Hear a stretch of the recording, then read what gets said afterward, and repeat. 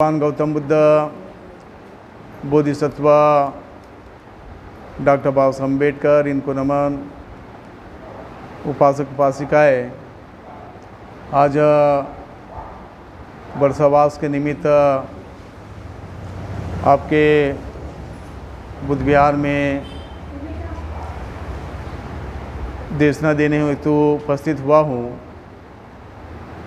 भगवान बुद्ध ने 4 आर्य सत्य की देशना दी और 4 आर्य सत्य में प्रथमतः भगवान ने दुख कहा। तो भगवान ने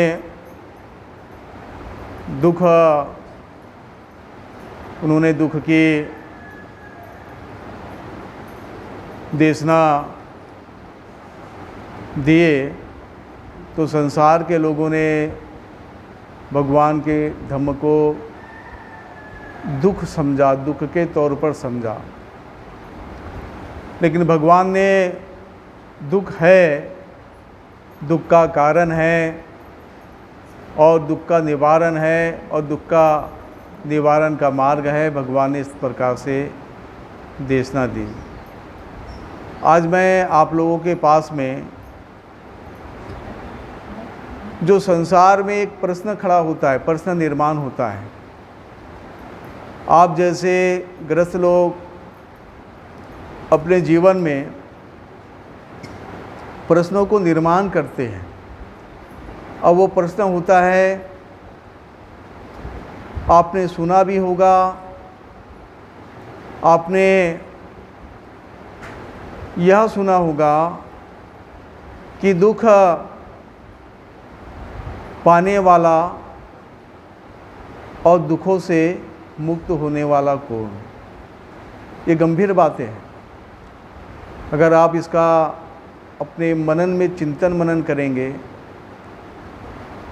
तो आप ये सोचो कि दुख पाने वाला और दुखों से मुक्त होने वाला कौन। आत्मवादी दर्शन की अगर हम बात करते हैं तो आत्मवादी दर्शन ये कहेगा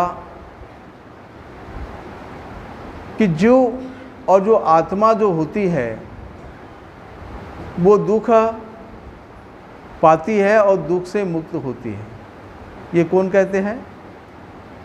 आत्मवादी दो दर्शन के जो लोग हैं, जो आत्मवादी दर्शन के अनुरूप अपना जीवन जीते हैं, वो लोग कहते हैं कि दुख पाने वाला और दुखों से मुक्त होने वाला अगर कोई होगा तो जीव और आत्मा, ये आत्मवादी दर्शन के लोग कहते हैं। और यही बात भगवान से पूछेंगे, भगवान बुद्ध से पूछेंगे कि भगवान कि ये दुख भोगने वाला कौन है और दुखों से मुक्त होने वाला कौन है, तो भगवान इन बातों को नकार देंगे। क्या कर देंगे भगवान? इन बातों को नकार देंगे कि दुख भोगने वाला कौन और दुखों से मुक्त होने वाला कौन। भगवान कहते हैं कि ऐसा आपके मन में अगर ये प्रश्न निर्माण होता होगा या आपने अपने मन में जो प्रश्न निर्माण किया, इसका चिंतन मनन करते होंगे कि दुख भोगता कौन है और दुखों से मुक्त होता कौन है। सोचो, आप भी मानवीय जीवन की तरह संसार में विचरण कर रहे, बहुत से प्राणी मानवीय जीवन के तरह प्राणी की तरह विचरण कर रहे हैं। तो कौन प्राणी दुख भोगता है, कौन प्राणी दुखों से मुक्त होता है? आप जितने लोग आज के प्रवचन में उपस्थित हुए, आप खुद के ये विश्लेषण करो कि ये दुख भोगने वाला कौन है और दुखों से मुक्त होने वाला कौन है। क्या दुख भोगने वाला और दुखों से मुक्त होने वाला कोई जो इंसान जो होता है, कोई प्राण होता है, एक पर्टिकुलर कोई व्यक्ति होता है क्या? या कोई चिन्हित व्यक्ति होता है या चिन्हित कोई प्राण होता है कि ये प्राण जो है दुख भोगता है और ये दुखों से मुक्त होता है। ये मानव है, ये स्त्री है, पुरुष है, ये दुख भोगता है और दुखों से मुक्त होता है, ऐसा कोई चिन्हित है? लेकिन फिर कौन है? कौन दुख भोग रहा है और कौन दुखों से मुक्त हो रहा है? अगर भगवान बुद्ध से ये पूछेंगे कि भगवान ये दुख भोगने वाला कौन और दुखों से मुक्त होने वाला कौन, तो भगवान आपकी बातों को नकार देंगे। भगवान ये कहेंगे कि आपका प्रश्न ही गलत है। क्या बोलेंगे भगवान? प्रश्न ही गलत है। भगवान कहते हैं दुख भोगने वाला, दुख से मुक्त होने वाला कोई पर्टिकुलर व्यक्ति है क्या? भगवान कहते हैं कि क्या होने से दुख होता है? क्या होने से दुख होता है? भगवान कहते हैं कि दुख के होने के हेतु को जानना है। अगर आप अपने जीवन में दुख भोग रहे होंगे, पीड़ित हो रहे होंगे, पीड़ा को भोग रहे होंगे, तो उस वक्त आप कोई ऊपर से लिखा हुआ, आपके भाग्य में लिखा हुआ ये बातें नहीं है। इस संसार में भगवान बुद्ध कहते हैं कि ऐसा कोई व्यक्ति नहीं है कि जो दुख भोगने के लिए जन्म हुआ है, दुखों से मुक्त होने के लिए जन्म हुआ है। दुख भोगना, दुख से मुक्त होने के लिए जन्म हुआ, ऐसा कोई व्यक्ति नहीं। लेकिन जीवन में ये देखना चाहिए, उस हेतु को जानना चाहिए कि मानव जो हो, प्राण जो है, प्राणी जो है, वो किस वजह से दुखी होता है, किस वजह से होता है। तो भगवान बुद्ध कहते हैं आपका प्रश्न जो गलत है, दुख भोगने वाला, दुख से मुक्त होने वाला ये कोई पर्टिकुलर कोई इंसान नहीं होता है। भगवान कहते हैं कि आपका प्रश्न ही गलत है। प्रश्न यूँ होना चाहिए, क्या होने से दुख होता है?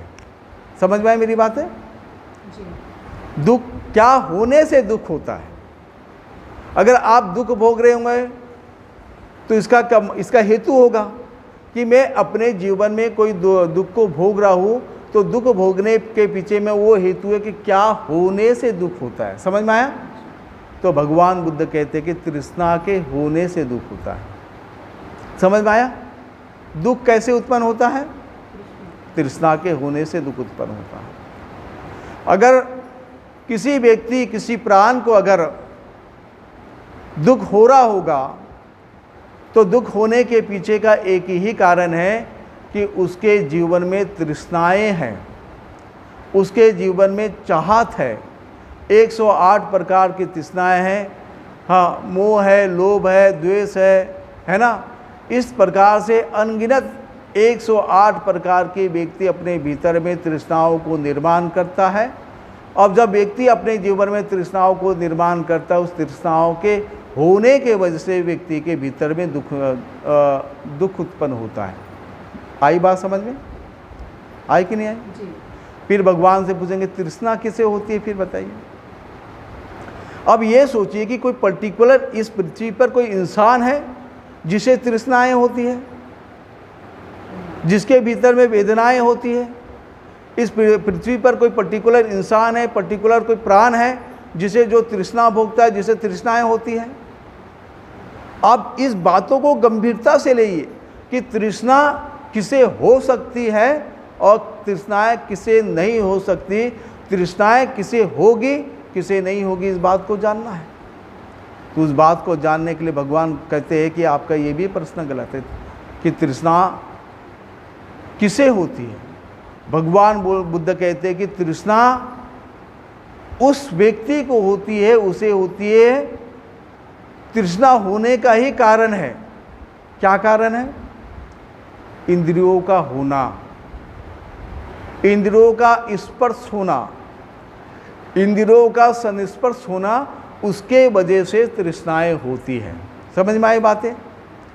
कोई व्यक्ति तृष्णाओं को लेकर पैदा नहीं होता। कोई व्यक्ति के भीतर में तृष्णाएं नहीं हो सकती है, और तृष्णाएं किसी के भीतर में अगर उत्पन्न होगी तो इंद्रियों का संस्पर्श होना, इंद्रियों का स्पर्श होना, उसके वजह से तृष्णाएं होती है। जैसे उदाहरणता मैं एक बात को आप लोगों के पीछे सामने रखता हूँ। आँख, ये आँख है। आँख और रूप, आँख का रूप के ऊपर में पड़ना, तो रूप के ऊपर में पड़ने से क्या उत्पन्न होगा? हाँ?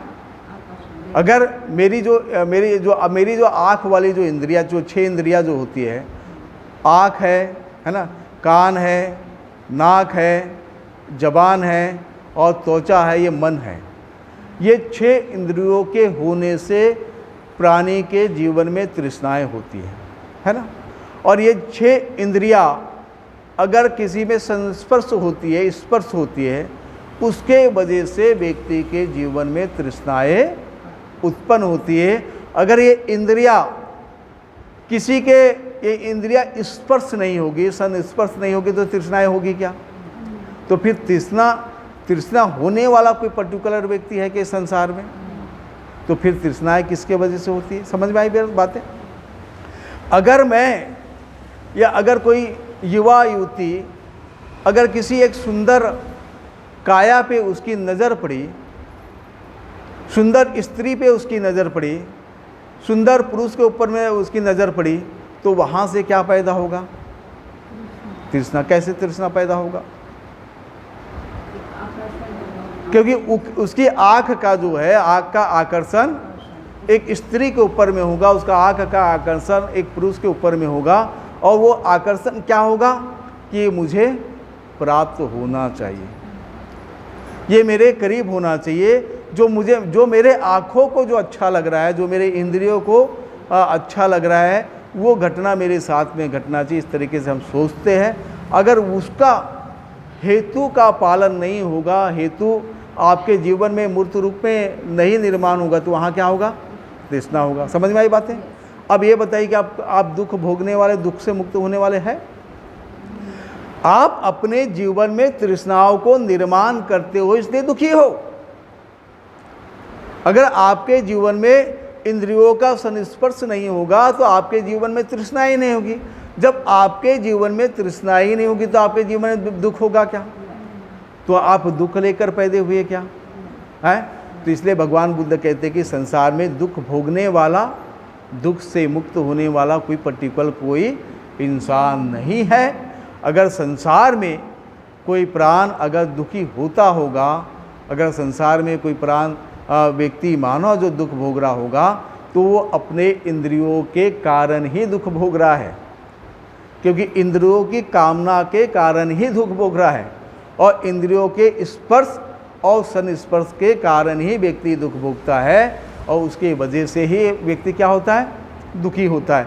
तो आप अपने जीवन में दुख कैसे निर्माण कर रहे हैं? दुख कोई और निर्माण आपके जीवन में करके दे रहा है क्या? नहीं। फिर दुख कैसे निर्माण हो रहा है? स्वयं से हो रही है। और तृष्णा किसे होती है? किसी के भीतर में तृष्णा उत्पन्न हो, कोई तृष्णा लेता है, ऐसा कोई व्यक्ति है क्या? तृष्णा भी किसी के भीतर में नहीं होती है ना। किसे तृष्णा होती? भगवान बुद्ध से हम सवाल करेंगे ना, तृष्णा किसे होती? बुद्ध कहते हैं ना कि जीवन में दुख होगा, दुख का कारण तृष्णा है। फिर ये तृष्णा होती किसे है? ये तृष्णा होने वाला भी व्यक्ति भी पर्टिकुलर कोई व्यक्ति इंसान नहीं है कि किसी को हम चिन्हित करें कि फलाना व्यक्ति के जीवन में तृष्णा होती है, ऐसे चिन्हित कर सकते क्या?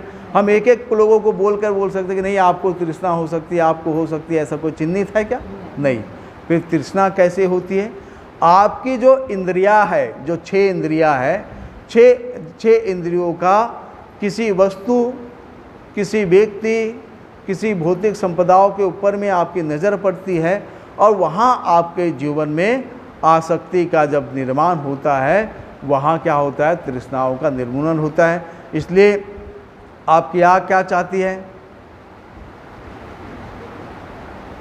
आपकी जो आँख चाह रही है कि उसको सुंदर जो दिखने वाली जो वस्तु है, सुंदर दिखने वाली जो स्त्री होगी या सुंदर दिखने वाला जो पुरुष होगा, वो मुझे प्राप्त हो, मुझे मिले, और ये सोचकर हम न मिलने की वजह से दुख होता है। आपके कान के क्या चाहते हैं? आपके कान अच्छा सुनना नहीं चाहते हैं।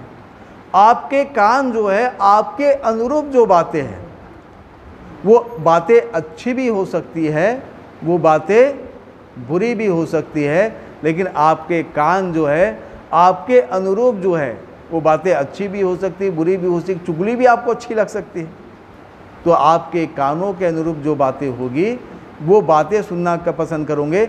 अगर आपके कानों के अनुरूप कोई शब्द नहीं बोला जाता है तो आपके भीतर में क्या पैदा होगा? तृष्णा पैदा होगा। फिर उसी तरीके से है ना, जीवा का मामला है, स्वादिष्ट आपके जबान के अनुरूप चाहिए भोजन, आपके जबान के अनुरूप आपको भोजन नहीं मिलेगा तो क्या होगा? वहाँ तृष्णा होगी, है ना। और जो चाहत है आपके भीतर में, वो चाहत की पूर्ति नहीं होगी तो वहाँ तृष्णा होगी। आपके नासिका का भी वही मामला है। आपकी जो नासिका है, जो गंध में जो फंसी हुई है, सुगंध में जो फंसी हुई, आपके अनुरूप वो सुगंध और गंध का प्रयोग नहीं किया गया तो क्या होगा? तृष्णा निर्माण होगी, है ना। और उसी तरीके से आपकी काया किसी को स्पर्श करना चाहती है, आपकी काया किसी को छूना चाहती है। अगर वो भावना, आपकी काया की भावना अगर सिद्ध नहीं होगी तो आपके भीतर में तृष्णा होगी और तृष्णा होने की वजह से आप पीड़ित होंगे। उसी तरीके से मन का मामला है। छठवां जो इंद्रिया जो होता है मन होता है।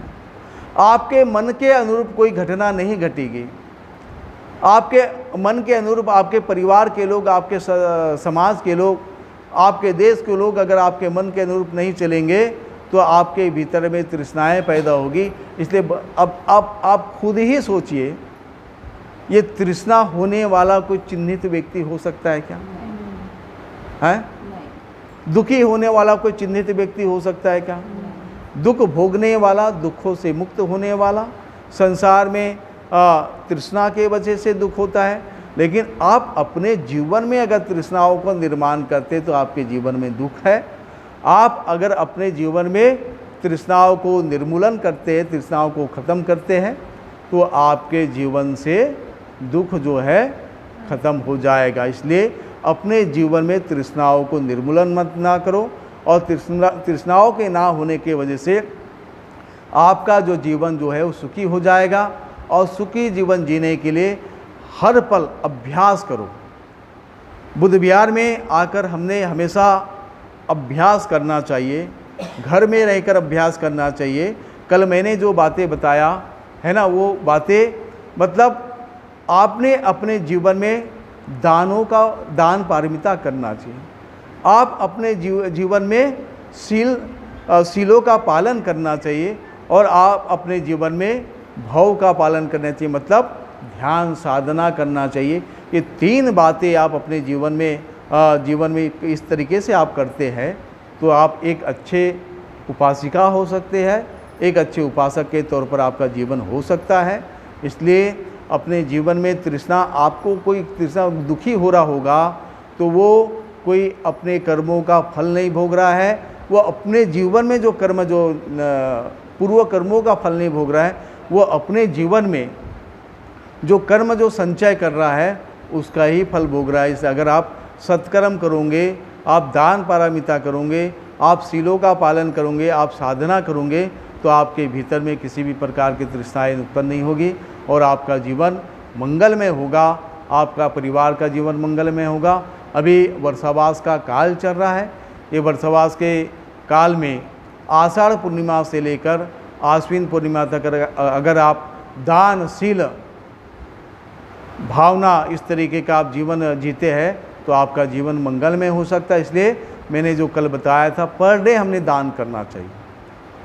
आप बिहार में भी आते होंगे तो एक अगरबत्ती लेकर आओ, आप बिहार में भी आते होंगे तो एक मोमबत्ती लेकर आओ, आप बिहार में भी आते होंगे तो 2-4 फूल लेकर आओ। इस तरीके की जो भावना है, ये पर डे आप दान करने की अगर भावना आपके जीवन में निर्माण होगी तो दिन प्रतिदिन आपके जीवन से तृष्णाओं का निर्मूलन होगा। और जब तृष्णाएँ आपके जीवन में नहीं रहेगी तो आपका जीवन मंगलमय हो जाएगा। आज के अवसर में आपके मंगलमय जीवन के लिए जो मैंने उपदेश दिया, आपका जीवन मंगलमय हो, ऐसी मैं भावना करके अपनी वाणी को यही विराम देता हूँ।